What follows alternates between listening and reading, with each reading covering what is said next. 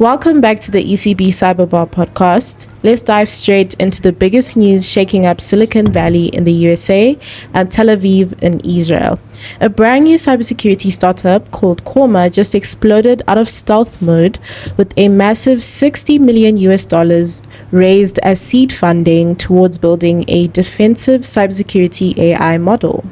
Wow, 60 million is astronomical, Gamu, and for a seed round, I don't know how well versed you are with funding rounds. Like seed normally comes after pre-seed, which is pretty much in your first or second year of operations, right? And for someone to throw in 60 million bucks in your in your seed round, right? You're definitely onto something. Exactly. And investors are not throwing that kind of cash at another basic firewall. They are funding a foundational shift. Corma is building an AI foundation model engineered exclusively for defensive cybersecurity operations. They are trying to deploy an entire autonomous AI-powered defensive workforce to fight back at machine speed. And honestly, if we look at the headlines from the past 2 weeks, we desperately need something like this. In the last episode, we spoke about the OpenAI and Anthropic AI agents that went rogue, and the timing of Corma's launch is not a coincidence. It's coming right on the heels of those terrifying disclosures from OpenAI and especially Anthropic. Yeah, true. Like you said, this highlights the exact problem that Corma is trying to solve. I mean, during these breaches, the ones we spoke about last time, right, orgs try to use top-tier general models like OpenAI, Anthropic's Claude, but they just didn't come to the party. The models refused to help. Yeah, because general purpose models have rigid safety guardrails. The safety filters treated reverse engineering a cyber attack the same way as launching one. So the defensive tools locked up, leaving human teams to fight autonomous rogue code operating at lightning speed. And we're definitely too slow to match that speed. Yeah, no, 100%. And, the CEO was quoted as saying that while general AI models are great at attacking, right, and conducting end-to-end attacks, they suck at the opposite, right? They fail miserably at defending against them. Attackers are weaponizing them because they've caught on to that deficiency and the slag, right? And that time loop is what they're capitalizing on, right? So yeah, defenders are stuck moving at human speed while the attackers are moving at AI speeds. Yeah, definitely. So like we mentioned last week, we spoke about rogue AI agents, and we want to kind of shed light on how exactly Corma is fighting back, or ideally would fight back. So how does it actually counterattack a rogue AI? Instead of relying on static rules, signature-based rules, the model ingests massive oceans of enterprise data, system events, audit logs, network traffic, and so much more. And it sits there and connects incredibly subtle anomaly indicators across weeks or months to spot multi-stage intrusions that a human would probably miss. Yeah, for those that want to look it up, Corma is CORMA. All right. But its modus operandi is quite simple, right? It powers automated agents, right, that integrate into existing infrastructure. Yeah. Right. So when a rogue AI model enters into your environment, right, when advanced threat actor starts hitting a network, the agents don't just flag it. Yeah. Right. They dynamically adapt to the environment, and they predict the attacker's next move and actively neutralize the threat in real time. So they think like a rogue. It's your good AI thinking like a rogue AI, right? Yeah. And then they counter the rogue AI. Okay. It's quite similar to the human aspect. Normally in cybersecurity, they say that you should think like the hacker, which is very difficult because you're not a hacker. So I guess on the flip side, if we're looking at AI models, it's kind of the same thing. Think like the rogue AI agent, analyzing their behavior, their patterns, and etc. But I don't know. I feel like those rogue AI agents are quite unpredictable, but I have faith in this new development from Corma that they will be able to adapt quite quickly to that unpredictability. So this is exactly why investors just threw $60 million at a brand new seed stage company. You can see that the battlefield has changed, and you cannot outpatch or outmaneuver an autonomous hacking agent using human engineers. It's not sustainable anymore. The only way to beat a rogue AI model is with a better, faster, and purely defensive AI workforce. Yeah, 100%. But playing devil's advocate, or rather being objective, right? I feel that you're kind of hiring mercenaries, right, to hold your front line, right? And you pray to God that they're not converted, right? Or right, like because what if your rogue AI, right, is capable of speaking to your good AI, right, and say, turn around, right? How sure? Because this is autonomous, right? How sure are we that it doesn't flip the script and say, okay, we're not assured that they won't stick to that they'll stick to a defensive posture. That's a good question, because I've seen quite a couple of headlines about bad AI recruiting other agents or other models to its malicious activity. But that's a great question, which I cannot answer. It would be interesting to interrogate that, right? Like to say, like what guarantees are they that they're not going to preach to this good AI and convert them, right? So interesting. So down to Zim, what is our answer to Corma, right? The government recently, 2026, I think some 3 months ago, they announced plans to roll out an initiative called the Zimbabwe AI Cyber Shield, right? This is supposed to feature a centralized AI-based fraud and threat detection platform, right? Tell me more about this, Gamu. Okay. Well, he kind of started us off. It's basically an AI-based fraud and detection platform, and this is where we can learn something from Corma. If the Zimbabwe AI Cyber Shield is just going to be an imported, resold, rebranded Western security suite, it will fail dismally. Why? Because as Corma has proved, general purpose AI models like your Claude or your other models, your GPT, fail at defense because they don't understand the unique environment that they're in. They don't understand the unique regulations in that specific company or institution, and there is need to fight destructive AI with safe, productive AI. It's no longer just a war between humans and AI attacks or humans and human cyber attacks. It's AI versus AI, and the magnitude of that is quite surreal. Yeah, true. And that's a good point, right? Speaking to contextualization, right? This is Western bred, right? Western manufactured, right? Based on Western economics, right? Look at the infrastructure of their money, right? Or the digital infrastructure. We rely mainly on, most of the money moves through EcoCash.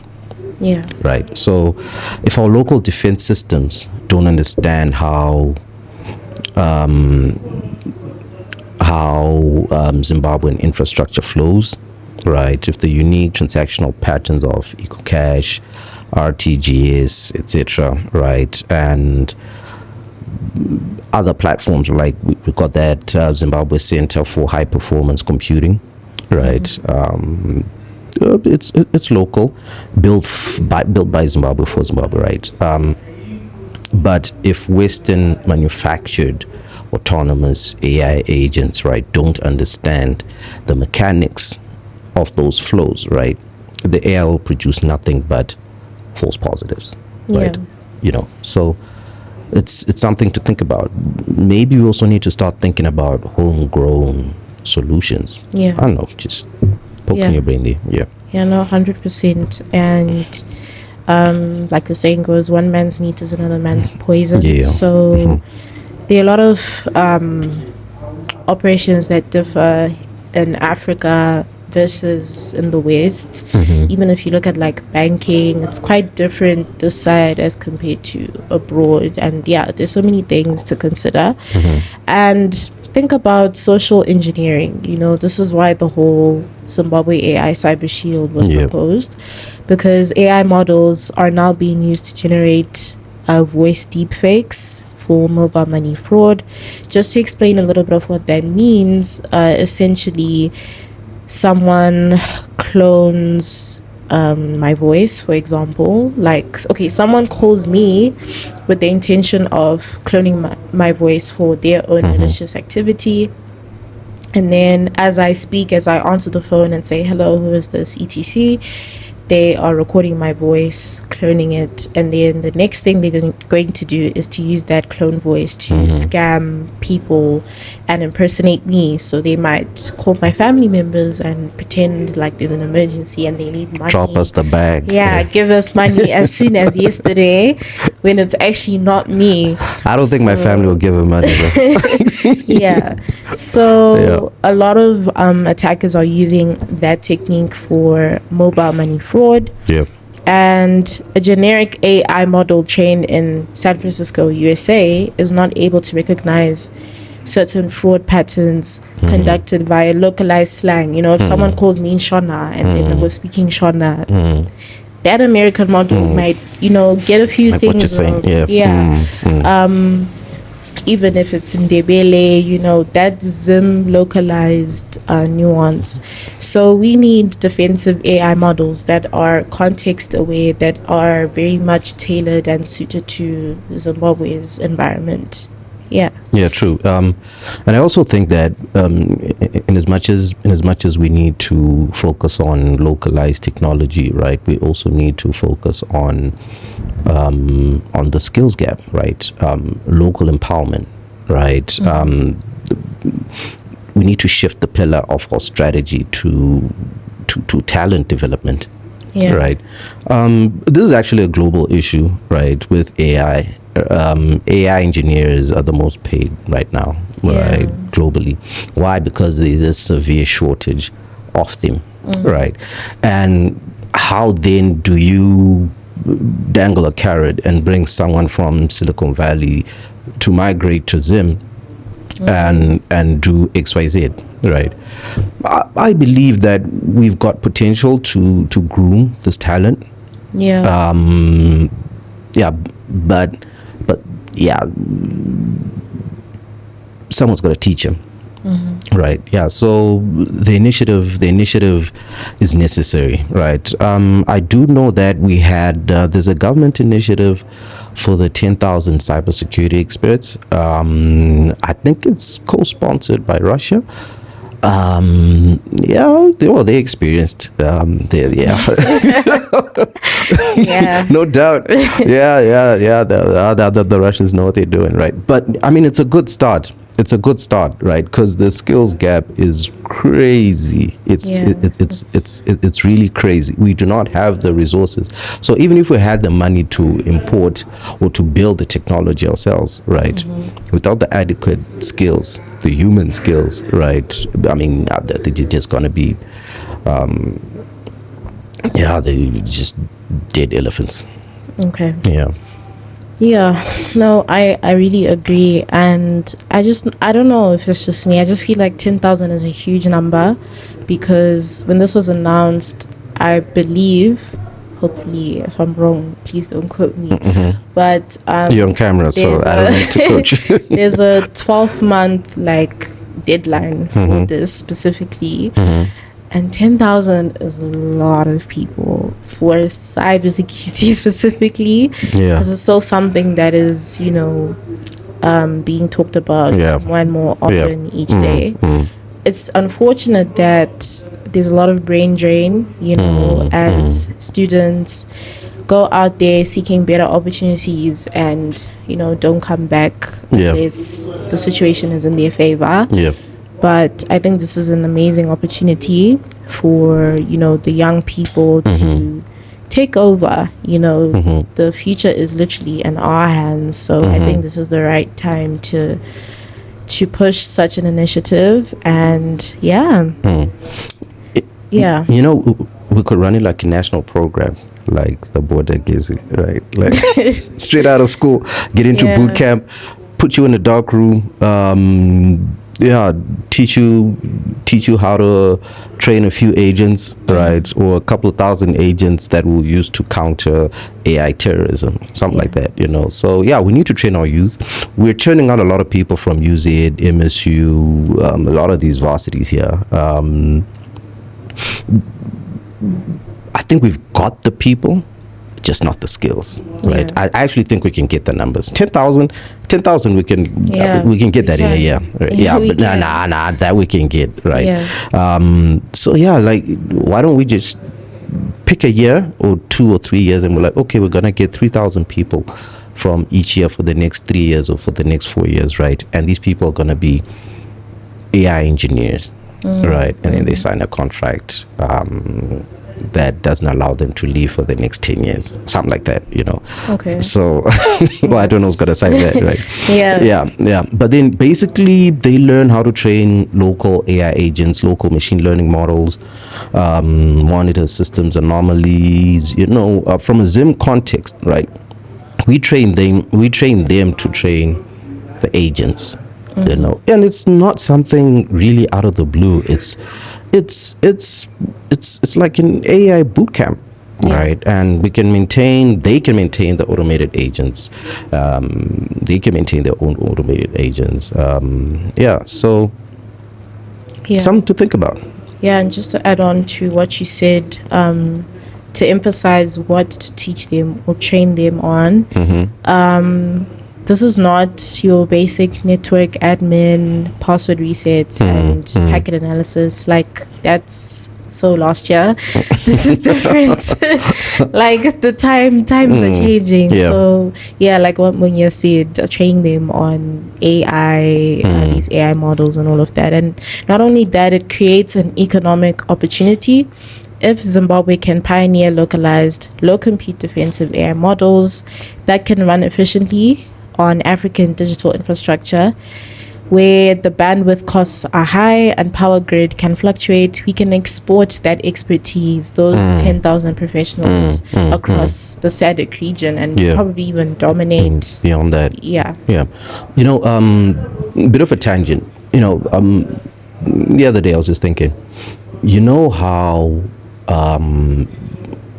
Anthropic and OpenAI, right, have I don't want to use the term weaponized, right, but they have become weaponized, right, in the sense that there's a lot of government intervention, right, in terms of, I think we had an episode on that earlier on when the rest of the world was cut off from their most advanced models. They probably tweaked them down a bit before they relaunched them. But anyway, that being said, right, why don't we as Africa, right, come together, right, and say, okay, you know what, let's build our own models, right? Let's build our own models that we know that no one's gonna turn off the lights when things get hard, right?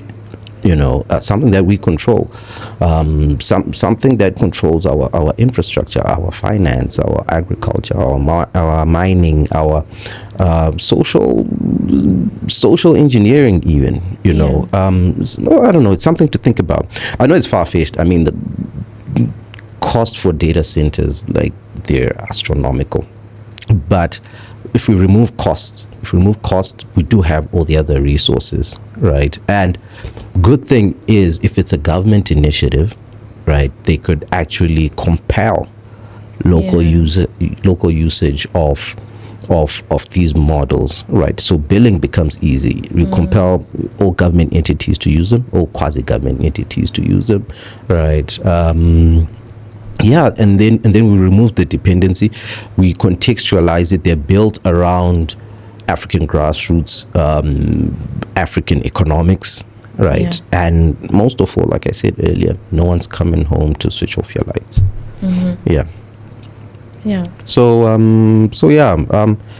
But anyway, if you look at the Corma funding news through a Zimbabwean lens, there are three immediate takeaways for policymakers, right? In policymakers and leaders in the space. The first one being to enforce cognitive firewalls via podcasts. Our regulators can't just look at data leaks after they've already happened. We just think that podcasts needs to mandate AI safety compliance audits. Like, we're now used to the IT audits, the security audits, but now we have AI, a new player in the game. And we need those compliance audits for critical financial and telecoms infrastructure to ensure that they can withstand automated stress testing in the event that some AI agent goes rogue and starts trying to get into your system, like at 100 times per second or something crazy like that. Your system needs to be able to withstand that kind of pressure. True. And I think we need to break the silos. Pillar 2, right? We need to break the silos.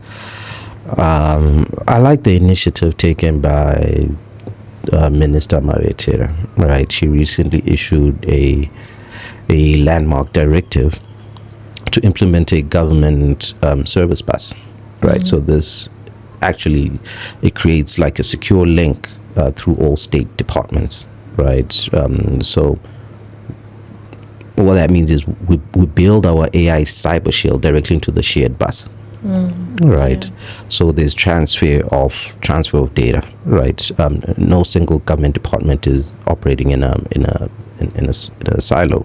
So if one department detects an anomaly and flags it, right, an automated agent should immediately immunize and neutralize every other government agency, right, at machine speed, right? So if someone hits a Ministry of Home Affairs, right, it's pinged and it goes, that threat is detected, it's identified, and every other department gets like a vaccination, right? Okay, there's this guy, he looks like this, he'll probably come around your way as well, and if that can also be mirrored in private enterprise, I think we'll go a long way.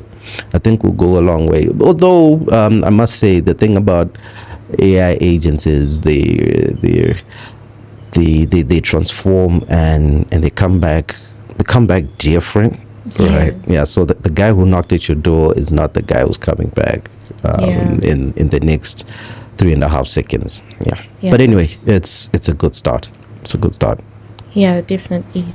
And the third pillar would be computational sovereignty. I hope I said that right. Munya, you talked about data centers being in Africa and Africa having like a shared effort in terms of things like data centers and AI models and etc.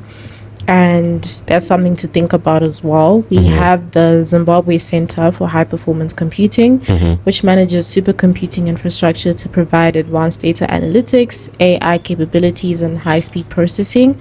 It helps researchers, universities, and industries to solve complex national challenges in different areas. And we need to actively use that sovereign computing power to train these defensive AI models on local network data, like specific to Zimbabwe, rather than relying on a black box subscription based tool that we bought from X, and we don't even know the mechanics of how it was developed and all of that.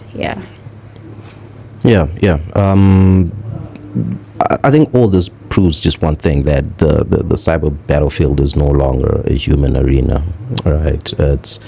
It's moving at the speed of light, right? And we need to move super fast to adapt, catch up, right? And and if we're gonna achieve our smart Zimbabwe 2030 goals, we need to really start looking into these things. I was reading something earlier, right, where they were talking about Rails, right, AI native platforms, right. So it's now a prerequisite in Silicon Valley for each new technological product to be AI native, right, in nature, right. So it needs to be able to accommodate agents, autonomous agents, etc. So they're paving the way for autonomy in the AI space, right? I know Mark Zuckerberg issued a statement 2 weeks ago, and he said in the next 5 years, right, anyone with a smartphone will have an AI agent, right? And this agent will be able to move and migrate between different platforms, right? Negotiating on your behalf, transacting on your behalf, right, at super quick speed. So something to think about. Maybe we can make that a topic for our next episode. Like, what are we doing about our core infrastructure, right? Are we preparing ourselves for the future? Something to think about. So we definitely need to match the speed of the sword, Gamu. Well said. I think that's a great topic to look into for the next episode. And the frontier is moving pretty fast, and we need to pick up the pace. But thank you for joining for this extended deep dive into this whole defensive AI versus weaponized or destructive AI. Stay tuned for the next episode, and we'll see you next time. Bye.